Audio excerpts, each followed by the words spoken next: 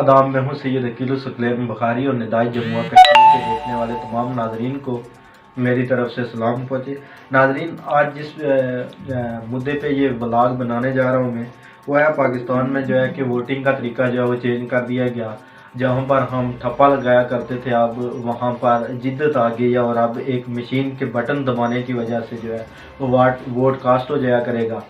इससे पहले जो है उसके लिए एक लंबा प्रोसीजर था, एक बैलेट पेपर होना होगा, उस पर हमने चूज़ करना था अपना नुमाइंदा, उसको उधर ठप्पा लगा के उसको जो है वापस बैलेट बॉक्स में डालते थे और तब वोट कास्ट होता था। लेकिन अब जो है एक जिद्दत आ गई है और नए तरीके के मुताबिक ये होगा कि एक मशीन जो है उसमें आपको ऑप्शन आएंगे और आपने बटन दबाना है और वोट आपका कास्ट हो जाएगा।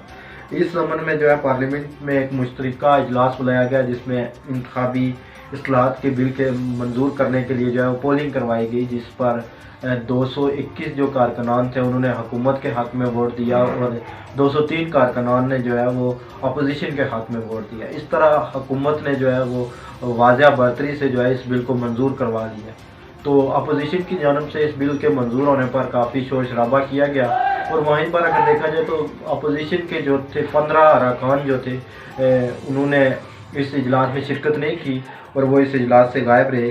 मुश्तरका इजलास में हुकूमत के बिल के हक़ में जो है 221 वोट, जबकि 203 वोट जो है मुखालफत में पड़े। तो इसके अलावा अपोजिशन के 16 अरकान भी गायब थे। नवीद कमर, यूसुफ तालपुर, अली वज़ीर अख्तर मेंगल ऐवान से जो थे वो गायब थे। उसके अलावा जो है इंतखाबी इस्लाहत की बिल की मंजूरी के बाद वोटिंग के अव्वल में इलेक्ट्रॉनिक मशीन इस्तेमाल होगी, ये वहाँ पे उन्होंने अलमिया जारी कर दिया। मुश्तरका इजलास में वज़ीर पार्लिमानी अमूर जो है बाबर अवान ने इंतखाबी मुहिम की दूसरी तरमीम का बिल भी पेश किया। बिल के हक़ में 221 वोट वहाँ पर भी पड़े और 203 वोट जो है वो मुखालफत में पड़े। इलेक्शन एक्ट दूसरी तरमीम के बिल पर मोहसिन दावड़ ने जो है वो ज़ुबानी रायशुमारी का चैलेंज भी किया। मोहसिन दावड़ के इस ज़ुबानी रायशुमारी के चैलेंज पे स्पीकर साहब ने जो है वो इसको दोबारा रायशुमारी का ऐलान किया और इसमें भी हुकूमत जो है वो अक्सरियत में रही और उन्होंने इस बिल को भी पास कर लिया। इसके बाद जो है अपोजिशन की जानब से जो है वो खूब शोर शराबा किया गया और नून लीग के रुकने कौमी असम्बली जो थे उन्होंने इस पर रुकने कौमी असम्बली एहसन इकबाल ने मशीर बाबर अवान के बिल पेश करने पर एतराज़ उठाया और स्पीकर ने बाबर अवान के मामले पर रूलिंग दी। बाबर अवान ने बताया कि हाज़िर अरकान की अक्सरियत से कानून साजी हो गई।